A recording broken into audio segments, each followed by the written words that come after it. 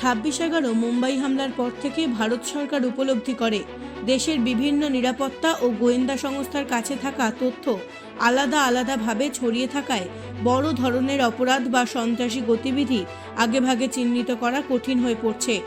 এক সংস্থার কাছে থাকা গুরুত্বপূর্ণ তথ্য অন্য সংস্থার কাছে সময়মতো পৌঁছাচ্ছিল না, ফলে তদন্ত ও প্রতিরোধে ফাঁক থেকে যাচ্ছিল। এই অভিজ্ঞতা থেকেই সরকার সিদ্ধান্ত নেয় সমস্ত গুরুত্বপূর্ণ ডেটা ও গোয়েন্দা তথ্যকে একত্রিত করে একটি সমন্বিত প্ল্যাটফর্ম গড়ে তোলার।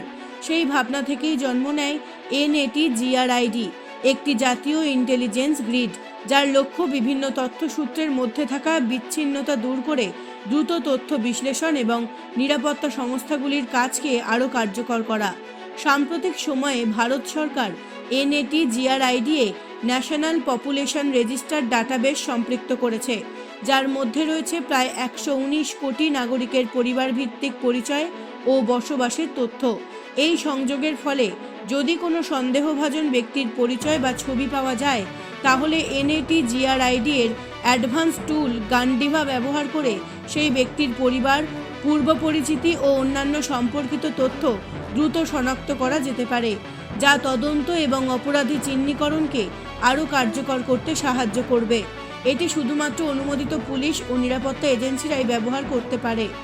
IB, RAW, NIA, CBI, ED, NCB সহ অন্যান্য কেন্দ্রীয় ও রাজ্য স্তরের তদন্ত সংস্থা। NATGRID নিজে কোনো নতুন ডেটা জমা করে না বা আলাদা করে সংরক্ষণও করে না। সহজভাবে বললে এটি একটি ডিজিটাল সংযোগ ব্যবস্থা, যা বিভিন্ন সরকারি ও নিরাপত্তা সংস্থার কাছে থাকা তথ্যকে এক জায়গায় যুক্ত করে। এই ব্যবস্থার মাধ্যমে অনুমোদিত নিরাপত্তা এজেন্সিগুলি প্রশ্নভিত্তিক অনুসন্ধান করে প্রয়োজন অনুযায়ী তথ্য পায়। ব্যাংক ও আর্থিক লেনদেন সংক্রান্ত তথ্য, টেলিকম ও KYC রেকর্ড, বিমান ও রেলযাত্রার তথ্য, যানবাহন ও ড্রাইভিং লাইসেন্সের তথ্য, কর, পাসপোর্ট ও অভিবাসন সংক্রান্ত তথ্য, অপরাধ সংক্রান্ত তথ্য যেমন FIR ও CCTNS ডেটা।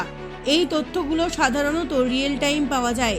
সব ধরনের অনুসন্ধান করা সাইবার নিরাপত্তার মধ্যে হয় এবং প্রতিটি সার্চ লগ ও অডিট করা হয়, যাতে কোনো অপব্যবহার না হয়।